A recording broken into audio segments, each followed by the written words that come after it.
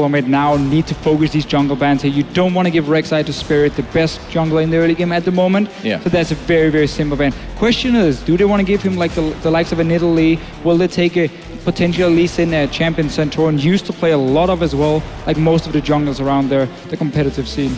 He's played plenty in Italy. We'll see. TSM taking quite a while on that second ban. They go for the Nidalee themselves, so not allowing Spirit to have that, but it does take it away from Santorin at the same time. And now all of a sudden you're left with the choice, are you bold enough to go for the first pick Lee Sin and force TSM to go for the Jarvan, which more than likely wouldn't happen, seeing as how Vi is actually Santorin's most played champion besides the Jarvan. But now, as we mentioned in all the previous games, Jarvan is nerfed. His E no longer gives him armor. That flag that you max second, which would give you up to 50 armor, is no longer there, making his early jungling and his teamfight versus heavy physical damage compositions just very lackluster in terms of the tanking ability that he has now. And we've really seen it today. Whenever Jarvan was against the likes of a Rek'Sai, an early jungler, Jarvan has suffered a lot. Yeah, now the Maokai, the final ban for TSM. So now we're at the first pick for WE, and wow, do you think a first pick Jarvan? Right after you guys talked about the loss of armor, is he actually going to lock this in? So it's been the main pick, honestly, for Spirit. I mean, he's played so much Jarvan, and clearly he feels like it's still strong enough. This should mean at least Sin coming in, or a Vi for Wild Turtle, or not for Santorin, sorry, on the side of Team Solomid here. And also, I mean, the thing is, you don't take anything away from Team Solomid with this Jarvan pick. Nothing at all, because there's so many other junglers they most likely rather play. And this is simply just Spirit saying, I need a mobile jungler who can make plays, and also a bit more maybe teamfight focus coming in from Will Elite side. What this tells me, though, is that perhaps Spirit has a lot of trust in his lanes in terms of setting up early ganks now. No Annie has been banned, and you know the Annie Jarvan has an incredibly strong level 2. You can go for just a Gromp into a mid lane gank, and unless Bjergsen was to take cleanse, which is now no longer likely because he is on that Zed, he becomes a lot more vulnerable to being picked on in the mid lane. Yeah, and that LeBlanc is still open, and I'd be pretty inclined to take that. It's not the best matchup though in the mid lane. I mean, Zed does really well into LeBlanc and also forces her to go early Hourglass, making her slightly weaker, at least in terms of her pick potential. And it's a matchup Bjergsen has played multiple times. I mean, the guy is known for his Zed, and I feel like that's why they don't go for it. Yep, Diana picked up and said Morgana as well. Grabbed for possibly a support pick. Somebody's been taking a page out of Fox's book in the Diana. Could be Diana top lane. Could be Diana jungle with the Jarvan top lane as well. Could be a Jarvan top lane. It's a lot of flex picks on the WE side right now, honestly. I mean, we saw Diana top lane early in the LPL today. Yeah. So I believe it was, I want to say Vici Gaming who played it, with Carry up there in the top lane, and it worked pretty well, honestly. So they haven't shown too much yet. A lot of flex pick coming in from the side of World Elite over here, and obviously Bjergsen and Team Solomid.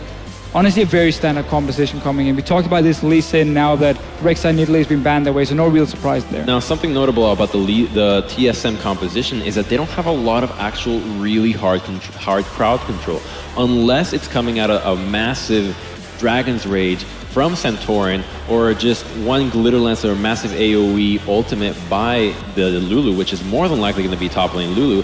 They don't have the ability to really lock down somebody, especially if they are hit with a Black Shield, so that Diana can have a really easy time getting into the backline and really just wrecking havoc, which would lead me to believe that the last pick coming out from TSM would more than likely be something like a Thresh, and just going for an all-out fight in the jungle composition and just really avoid that 5-on-5 that World Elite has clearly drafted a much better 5-on-5 position.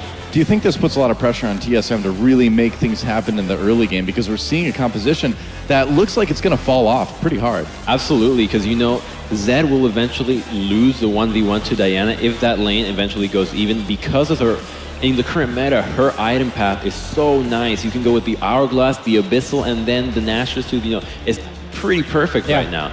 And wow, it could be the support Lulu and Darius going on that top lane carry. So they would give them a bit more team fighting from Team Solomid, but their combo is still very much built around creating picks with this Zed here. You got the wave clear of a Corki, obviously. You got the Lee Sin to assist Bjergsen. That's a very, very strong 2-on-2 skirmish. But Diana in the late game, if she goes for Nash's Tooth, she's gonna beat Zed in a split push, and that's going to be a big problem then, because suddenly you don't really have any other options than grouping as 5, and then you're going to run into a massive front line of Jarvan and Sion. I like how World Elite is putting a lookout on Sion, Because again, he has been the weak link, honestly, of the team. So you want to get him on a massive tank where his job is basically just stand in front of Team Solomid and take a lot of hits in your face. And all around, good lanes from World Elite coming in here. On Team Solomid, I want to see if they can take this early lead and use the Z to split push, or if they're going to have to simply play around Vision to create picks before fight even breaks out. Because if they get engaged on by Cyan and Jarvan together, there's nothing that's going to save this Kennen pick at all. I mean, he's going to die instantly, basically, and he won't get to use his ulti properly. I mean, if you look at this, they've got a lot of ways to just absolutely blow up TSM's back line, and Corki becomes kind of a risky pick because of that, too. We see the comps locked in here. They're going to get on the Rift in just a second, right after this.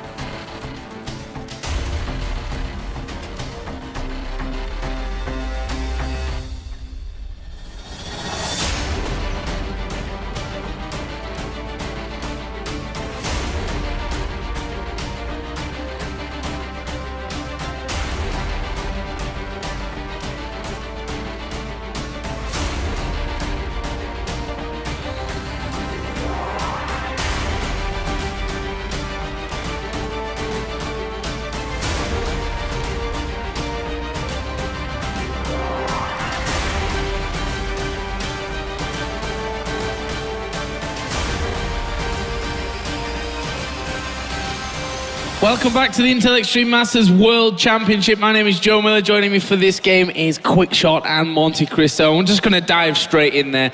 TSM, the #1 seed coming out of North America, against Team WE, who are not having a good time whatsoever in China. Are TSM as bigger favorites as those seeds make out? They should be. World Elite are playing with substitutes as well. Yeah, substitutes. I mean, maybe their roster going forward. Obviously, they've made some adjustments right here. You know, speaking as to Mystic's ability, was never a terribly impressive carry back in the Korean scene, but his solo queue record seems to mean things may be turning around. So here we go then. WE versus Team Solomid, who will go on to play CJ Enters in the game after this, and who's going to have to battle the way up from that lower bracket in the group if they want to move through into playoffs. We'll find out here. Monty, why don't you take us through some of these picks, because there's some interesting ones, especially over on WE. Yeah, Shia's pick is interesting, but this actually was one of his most played champions in the last season. We had Rachel do some, take a look at some of these team compositions and these picks from these players, and so he's kind of reviving an old classic for himself and something he definitely should be comfortable on. And the backline assassination potential with the Graves is pretty intense. A bit of damage exchange already in the early stages of this one. Lustboy and Mystic having a bit of a go at each other down on that bottom side of the map. We had the cool Aluka and Dyrus having a go at each other on the top side of the map, and well, they're just having a little bit of fun before we get things started. Dyrus here might actually be in some kind of trouble as Spirit is going to start coming up here, but we'll surely be able to just walk off. There we go. Flag will come down. Actually did land, and Dyrus is going to recall here shortly. Advanced warding, Joe. Yeah, That's the tactic. All the information is with TSM, but of course he manages to get out with his life. Yeah, some nice early wards right there. They will see the jungle start pretty much no matter what at this stage, unless WE tries something a bit unorthodox. Still, they'll get the information that they want. I do see Aluka motioning down towards the bottom side right now, so we'll see how this start goes for them, what their plans are. Double teleport from Xie, flash teleport for that mid lane, so in terms of all-in potential, until Xie gets that hourglass completed, Bjergsen may have the one-on-one play, which is something he's been able to do exceptionally well over in North America. Hashtag standard. Different camp this time round. Going for the Raptor camp just for the teleport right back up into the top side. So this is something that really frustrates fantasy players in the LCS because, of course, early level 2, burn that teleport, get up into lane, and just tank it out. What we do like from Aluka is just some good wards. Well, did you pick Aluka on your Intel Extreme Masters fantasy team, Joe Miller? No, I didn't, actually. And, you know, I know it's viable doing that. I also think that if you're going to be called in to use your teleport at some point in the near future, you look like a bit of an idiot. Well, I mean, it's a hard matchup, though. Dyrus does have that constant harassment with the Doran's Blade and some scrapping going on down early. Oh, good damage trade back and forth. Yujie lands the Dark Binding. I really like the fact that Mystic and Yujie actually got that early level 2. Something that they've not had the same success over in the LPL is disrespecting their opponent's level 2 all-ins. However, that was with a different AD carry with STYZ. So this time around, they get away unscathed. And Dyrus doing a lot of harassment right here on the blue buff of Spirit. He will get chased out as the threat of the Scion collapse comes through, but that will deny a little bit of CS right there, keep that pressure up. So TSM just trying to control the tempo of this game right now and do anything they can to slow down Spirit. Look how active they've been about keeping wards on Spirit in this game. TSM definitely has a good game plan. They know that Spirit is the threat on this team, and Santorin coming in from behind. This could be extremely interesting. What are they going to be able to do? Will they get in close enough? There we go, close in onto Xie, but he'll be able to walk away and was very patient with the flash as well, decided not to use it. Able to walk out, but that means that Bjergsen has a fair bit of time now to get some farm going in that middle lane. And take a look at how Xie had actually itemized in that mid lane. 4 cookies as well as the flask. That is some really all-in levels of sustain. Realizing it's going to be difficult at those low levels against Zed, but as a lot of the players have discussed, they like Diana into Zed for multiple reasons. The shield, the all-in power, the itemization. The longer the game goes, the better Diana's going to be. Yeah, absolutely. And with this huge front line, I know the expert desk was talking about it as well, but how tanky and how bruisery Diana gets here. If this game goes long, TSM may find themselves in a bit of trouble just because they won't be able to chew through a Sion Jarvan Diana combo. And of course, Gray's with a little bit more tankiness than most of the AD carries as well. So it can be a rough situation here. WE has an opportunity, if they don't fall too far behind early, to really just outscale. See that fair amount of damage already traded on this bottom side. See how Mystic does. One of the big question marks we have about Team WE in this game, along with Xie, of course, in that middle lane. How he's going to be able to step into it. But so far, Mystic taking a lot of damage, but sticking around from this one. I think they might have to recall at some point soon there, though. Spirit is trying to bait it out right now. He does have the Raptor buff, so he knows he hasn't been seen yet, but they're not going to take the bait, and instead we may just see big recall. Spirit is going to find Trinket Ward forward and remove it, but that's a little bit of a reveal, and Santorin immediately into the enemy jungle. Yeah, we'll see if they can make use of that deep vision. Smart play from Santorin. Definitely a jungler that is a lot more committed to working with Bjergsen than most of the other lanes. You tend to see Wild Turtle and Lust Boy left to fend for themselves fairly often, and they've got a safe enough lane to be left in that 2v2 for an extended period. Well, and the mid lane pressure is allowing them to get these deep wards in as well. If we look at what Santorin's doing, this game so far for TSM, from the pick and ban phase forward, is about controlling Spirit. This is just a fantastic plan. Spirit is such a dangerous jungler right now, and just from having watched him, as Dyrus takes a little bit of harassment right there, just from having watched him both in his time on Samsung Blue and now on World Elite, he is so much more intelligent and active on the map right now. In fact, I feel that he's a better jungler than he was when he was back on that Samsung Blue team, where he played mostly a very mechanical and reactive role to what was going on. And now that he has really very gracefully shouldered the burden of being able to carry this team, making the plays and setting up his team for success. Well, Luca's going to catch Dyrus once more. This is a matchup that Dyrus has not been able to bully his way into a lead, despite having a double Doran's Blade. Luca had level 6 earlier, keeps kicking those minions into Dyrus's face, and CS, as even as it's going to be, once Dyrus last hits a few more under the tower, actually even Stevens across the board. We do see the first back. Mystic with a pickaxe back in lane against the Phage of Wild Turtle. So small mismatch in that regard. As long as Turtle doesn't get hit by a binding, he'll be more than fine, though. Yeah, it's interesting to see the double Doran's Blade coming in onto Kennen. That's such a delay in his build, and Kennen is one of the most item-dependent champions that we currently see in the meta. And so any delay at all does make sure that your power spike can't hit quite as soon. Spirit looking for a lane gank right now. Maybe a little bit difficult. Especially because Darius has got flash.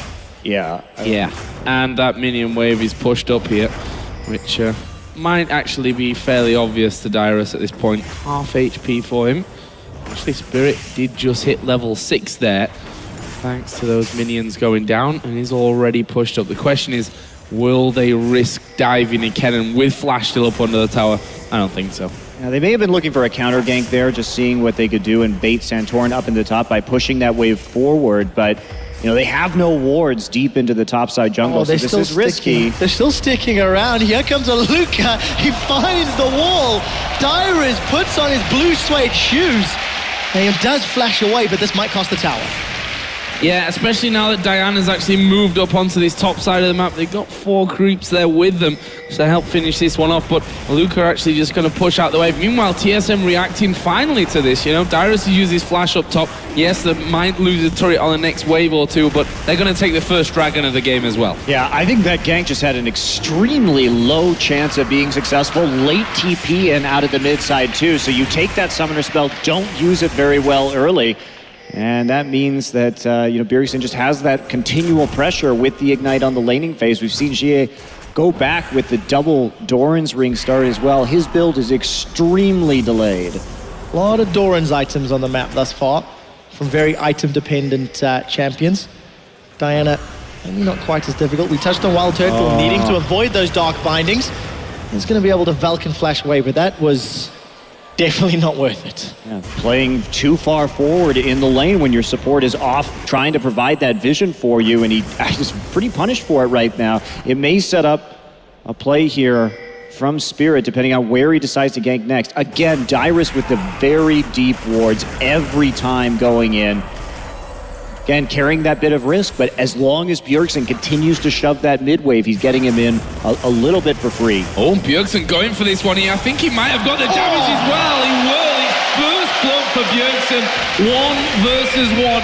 This bottom lane might face a bit of pressure. Actually, a decent little turnaround. Wild Turtle will dodge out on the binding. Mystic super low from this one. Another rocket comes in. Turtle gets hit with the tower there as well. Super close stuff in the bottom lane. Wild Turtle and Lustboy going all in, but the exhaust and summoner heals, keeping Mystic and Yishe alive.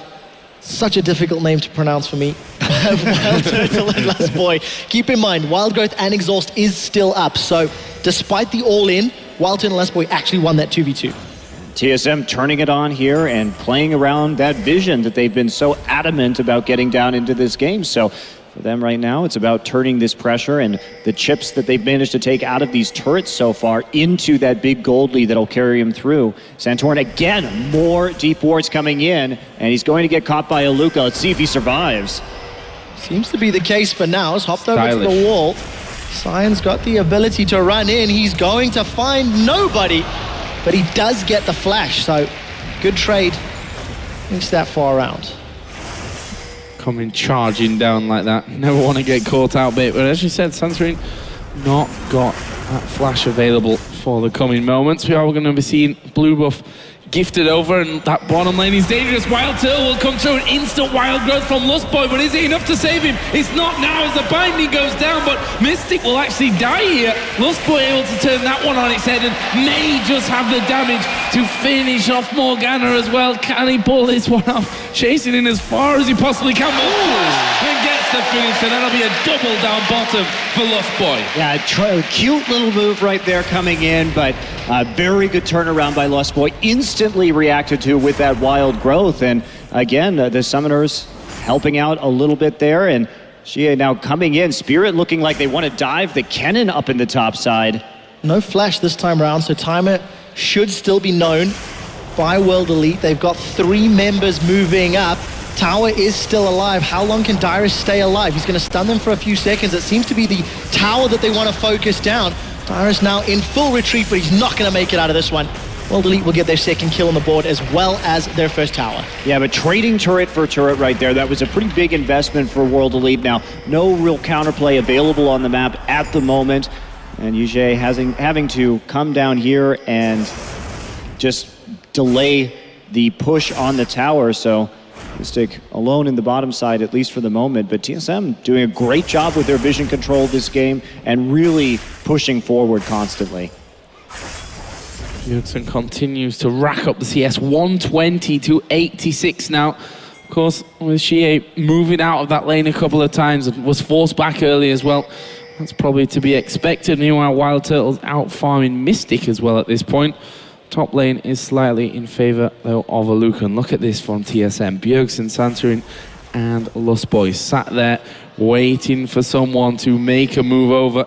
Will Shie go? Oh, those Raptors were slightly unfortunate timing overall. Definitely the case, but TSM actually trying to make use of the vision control they've had throughout the game. TSM have invaded and put deep wards multiple times. This time they tried to look for a gank, it didn't work out.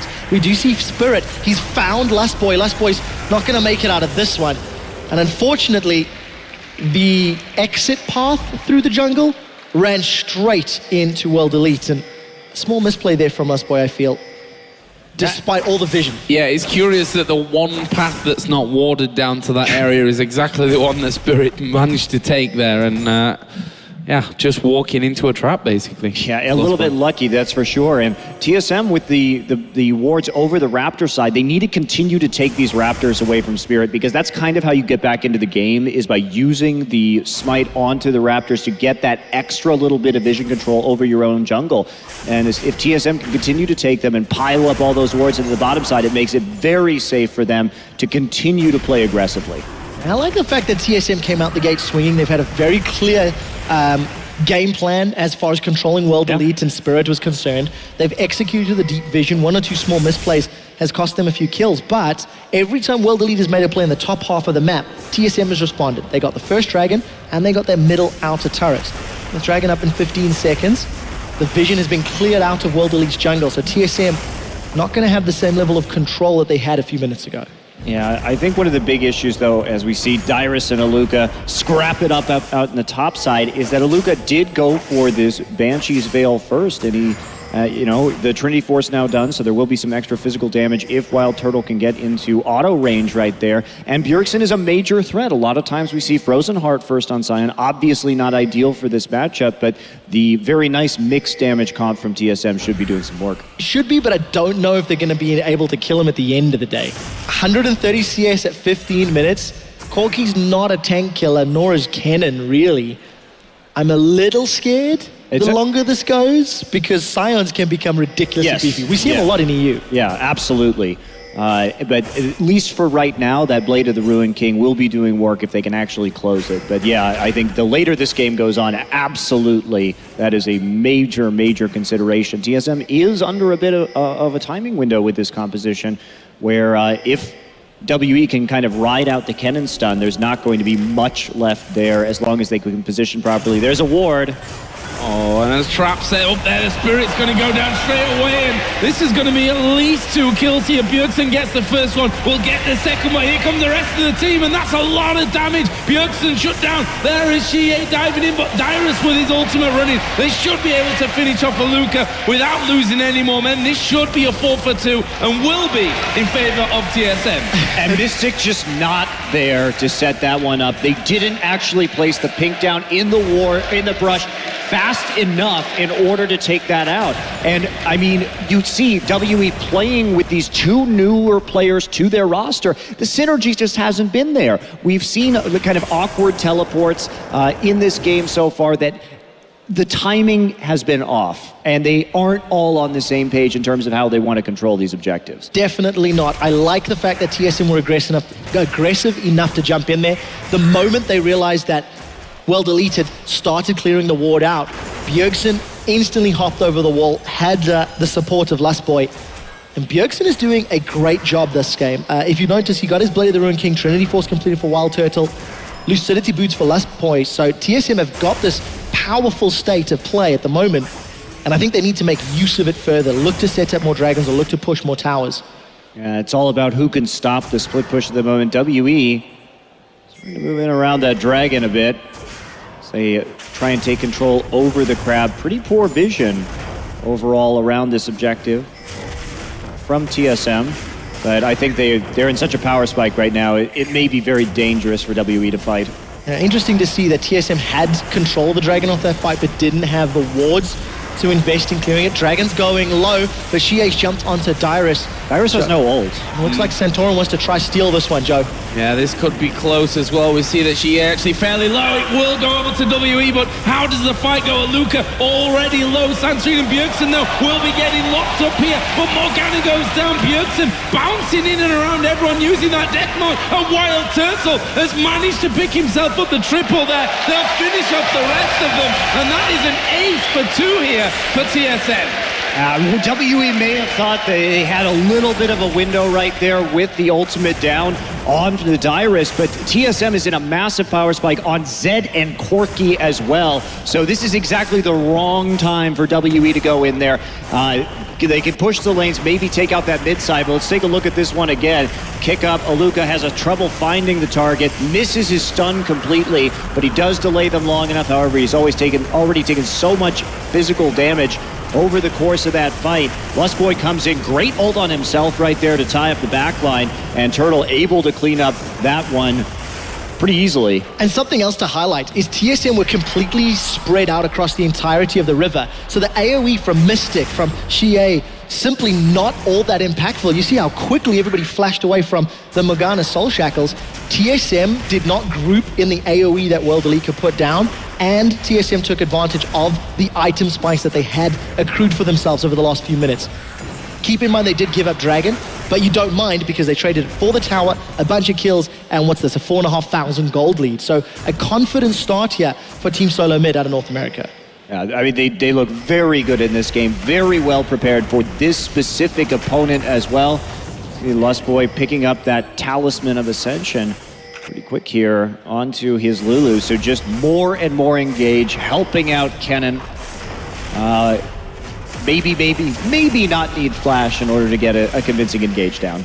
Yeah, and Bjergsen's at that state now. Blade of the Ruin King, Brutalizer, Last Whisper, where you're going to struggle to really control him on those side lanes. You've seen him take out the first turret. Xie actually doing the same down the bottom, but Bjergsen is still on that top side of the map. We can see a couple of men from WE coming around there, just seeing what they can find, but TSM will be long gone before they can get anywhere near. Let's have a look at the gold overall. About 5,000 gold lead at the moment for TSM up in the towers. And plus 12-7 in kills, which is spread nicely between Bjergsen and Wild Turtle. And something you have to highlight, that was a first pick Zed, first pick Corki for TSM on the red side rotation. These two champions are working out in their favor exquisitely. And they make use of the early kills that Bjergsen and Wild Turtle had accrued for themselves over the course of the CSing and itemization, and it's very, very smart play. The real test for TSM now comes in, how do they close the game down? There's relatively good wave clear between the Diana, the Graves, the Morgana, as long as they don't get poked out of the tower. But we'll see if TSM can maintain some vision control. They look to be trying to set up a play on Xie, but he's going to teleport to safety. Cooldown blown.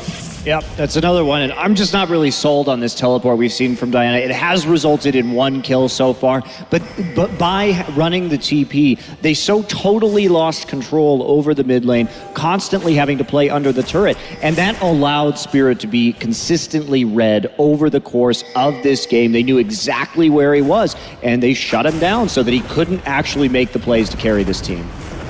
Wild Turtle's going to gently rub Aluka's back as he gets off, what was that, 4 auto attacks basically. Not gonna do a whole lot. Luca's building up his armor, but look at TSM, maybe trying to set up another one of those pincer maneuvers. Spotted up by the pink ward though, so TSM should back away from this. Yeah, really smart just to back off instantaneously. They thought maybe they would get a free pass onto the back line, but not even bothering to keep on moving towards them once they knew that they had been seen, and it's just Mid-push game right now, very difficult to stop Bjergsen. Although Frozen Heart done on Aluka, he's starting to get a bit scary. I think a tanky sign's always going to get terrifying. And that double teleport, while it hasn't paid off yet, I also think there is a lot of safety in the later game to help deal with the Bjergsen split push, to give World Elite much more options to play around. Having Aluka and Xie having the option to move around the map, but they need to get there. And at 5k cold down a tower, they can't afford to hemorrhage more gold or hemorrhage more items to their opponents. Yeah, there's no doubt that this teleport is going to be the superior the superior summoner spell in that late game. But like you're saying, it's just a matter of getting there, and the deficit is already so large that if WE tries to fight them again in a 5v5, the game may just end. If they can just somehow continue wave clearing and avoiding that damage, there is a chance for success. I mean, we do see the Dragon coming up in 45, but this would only be TSM's number 2. So really, WE does have a lot of time to work with right here before that really 5 Dragon stacks comes into play.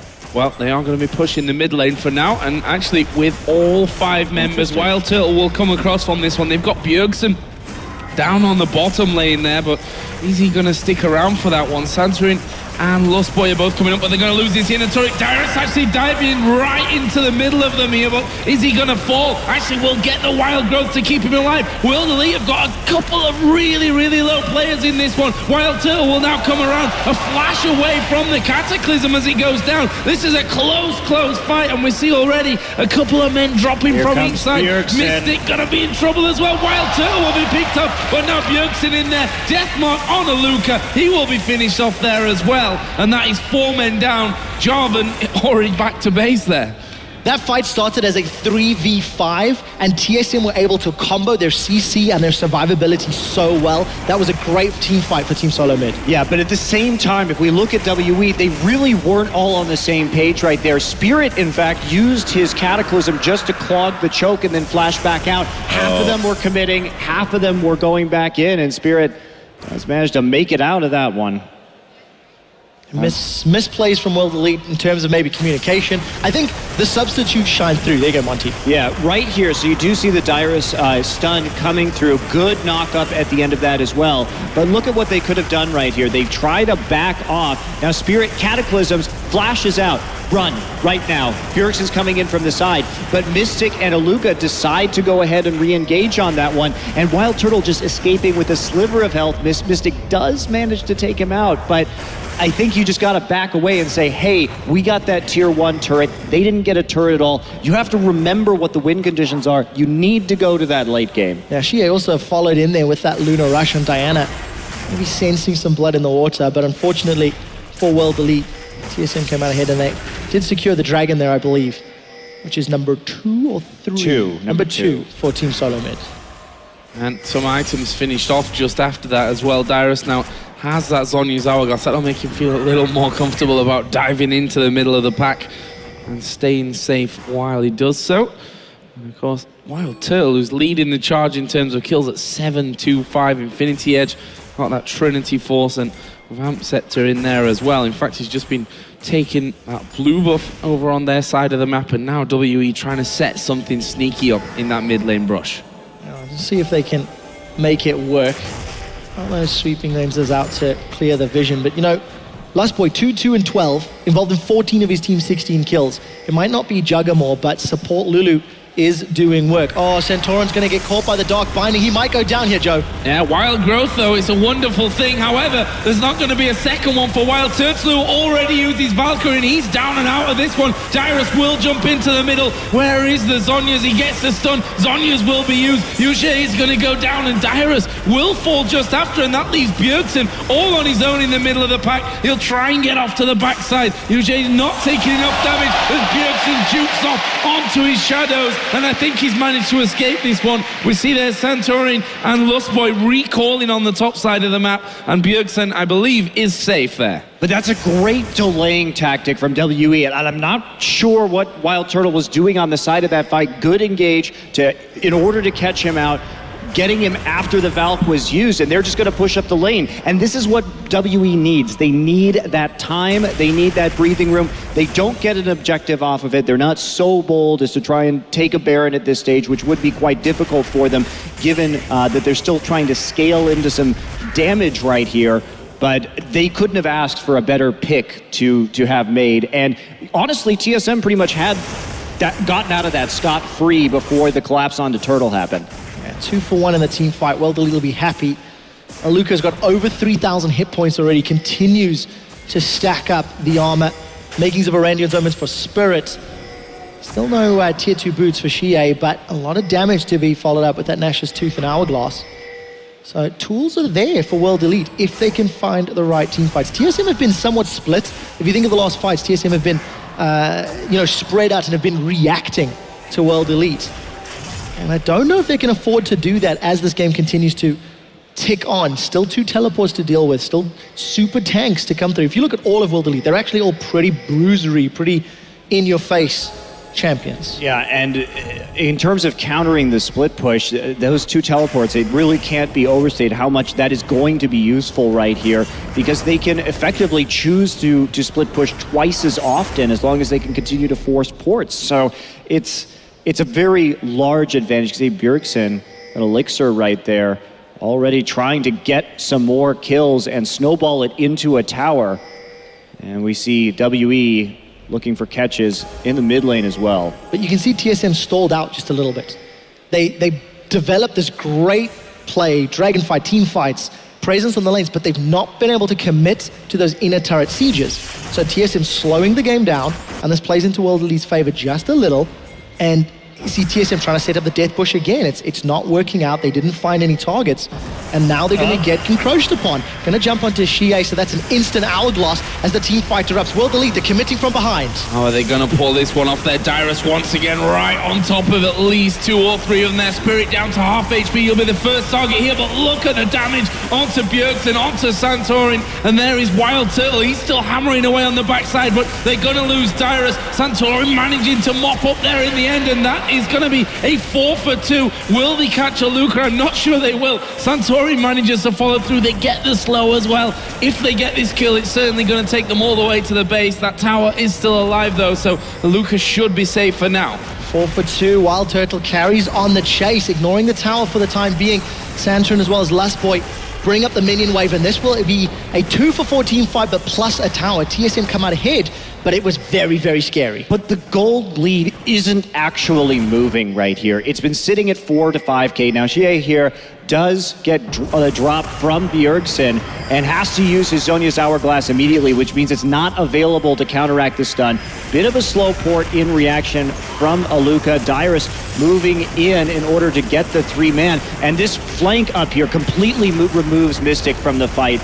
Even though they're fighting over the speed shrine of WE, they don't allow them to move forward. And Lustboy gets that very nice exhaust, so it's an easy kill. And then it's just tanks left at the end. Yeah, Aluka's actually been pretty well known for having some late teleports over in the LPL. And then, as you mentioned, a few seconds late to that team fight, had that big beefy front line, maybe been able to get to Mystic. Could have worked out. But World Elite will secure their second dragon of the game.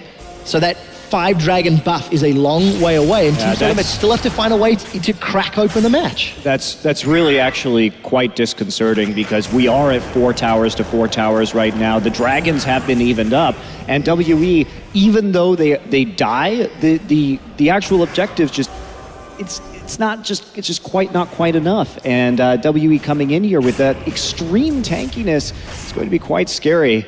And yeah, that's a righteous glory Lulu. So Lustboy playing this like we'd see an Annie.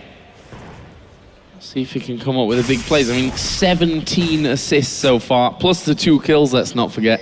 He's been involved in a lot of kills here so far.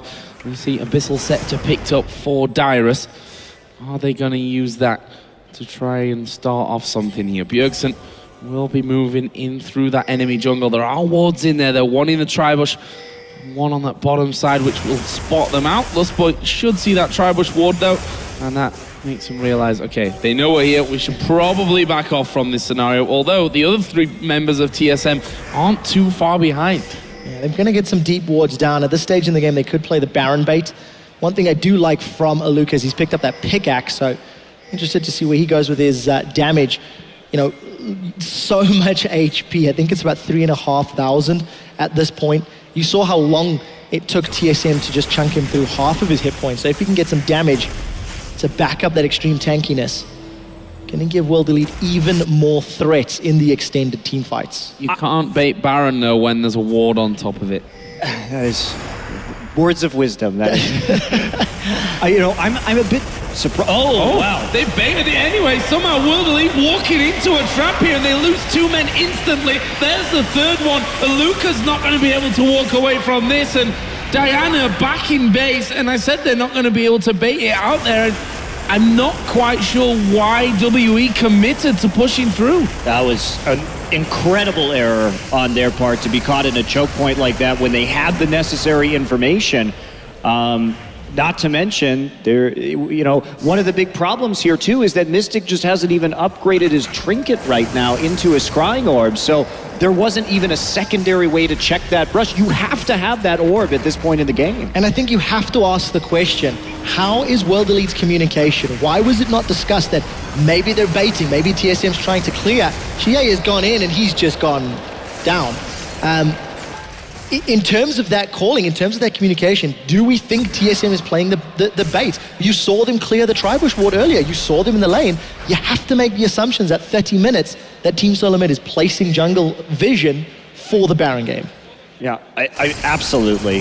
There's no question. Very odd decision from WE right there in a game that they were doing an okay job of lasting out. But that bait right there, that's the straw that's going to break the camel's back. That's the massive gold lead acquired that they needed, of course, with the Baron buff and a team composition that is comfortable split pushing. Lucas TP back up right now, but TSM should be rolling to a win. Yeah, and that was the big breakthrough that TSM had been looking for. Pushing the lanes didn't work, death pushes didn't work, vision in the jungle didn't work, so they tried the Baron bait, and a mistake from World Elite ended up working. And it's funny, isn't it, really, that the most unlikely of things is what actually works for them there. It's very, very strange. It's a beautiful game, Joe. It is indeed, and that's why we all love it so much. And this push on the bottom is going to be complemented with Dyrus pushing the top lane out as well. Oof. See what Lustboy does. I think he sniffed something was up there. Flirted with death there, I think. Lustboy has really had a good game. I'm very impressed with what we've seen from him so far. He's just been everywhere. They got the early wards in that they needed. Of course, he was doing great in the 2v2 skirmishes, playing these team fights beautifully. He's really been outstanding. And I think I like the way TSM has also responded to the threats from World Elite. When you go, 15 minutes back to the inner mid lane turret, where World Elite were trying to siege up, they had a numbers advantage. TSM opted to engage while being down in numbers. That's a risky call. And they took advantage of World Elite maybe not being on the same page, but it worked out. This could be a very scary team fight. Collateral damage has already been used, and TSM, they're the ones turning the engage back around. Chipping in there, but it is Dyrus that makes the first big push right into the middle of the team, and half of them pretty much down to half health as the exhaust come in as well. Lustboy will fall down, but that may be the only casualty that they get here. Aluka is the next target. Santorin trying to stick to him. That is a current 1 for 4. Aluka did get away, but TSM might be able to push for the win. Phenomenal target picking from Team Solomid. They are going to take out World Elite to pick up a fairly convincing win after some great decisions and movements around the map. Congratulations, Team Solomid. Yeah, coming off that game too, I really am impressed by how TSM just catered to their opponent's play style right there. They had that strong early game plan about how they were going to deal with WE. They took them seriously, and it worked out. There was a little bit of stalling, I think, in the mid game and imperfect vision control, generally speaking. But beyond that, they did get the snowball they were looking for, and they came up with the plays when it mattered. Yeah, and that might be the way to beat World Elite, or any team really that's got two very new players into the lineup. You try it time after time by baiting them, and probably once they're gonna have communication errors or something that's not quite there because of the fact they've got two standing players there. And well, we saw it as they came up towards that Baron. kills that really broke that game through. But either way, brilliant performance by TSM. They will be moving on to play CJ Enters next. But for now, we're going to head to Shox and the guys to break down that game.